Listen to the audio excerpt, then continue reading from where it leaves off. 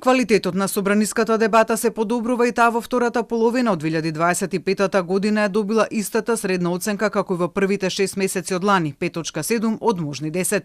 Но иако настапите на пратениците се подобрени, намалени се дисквалификациите на политичките противници по лична основа со навреди, а пратениците потврлиле во делот на аргументирање во своите обраќања. Тоа е видливо. Половина од сите аргументирани пратенички говори, оние што сме констатирале дека се аргументирани, ги изнеле само 8 пратеници. Другите горе-доле не се на ниво на задачата или можат многу подобро, позитивно да го врамиме.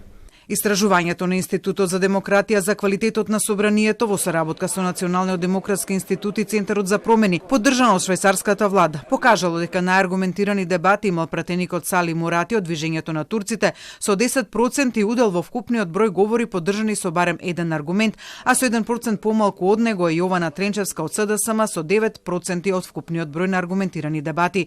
Мурати најчесто се јавувал за збор во мониторираниот 6-месечен период, дури 76 пати пред Фатмир Битичи и Јована Тренчевска, кои од собраниската говорница се обратиле 74, односно 68 пати. Пратениците потврлиле и во нивната надзорна улога врз работата на институциите, а не се осврнувале ниту на проблемите на маргинализираните групи во дури 80% од своите обраќања. Дебатите во собранието биле мониторирани на темите владење на правото, човековите прави, демократијата.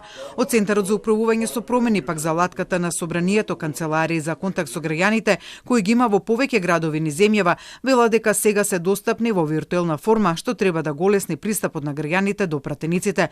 Во една година граѓаните директно оствариле 702 средби со пратеници.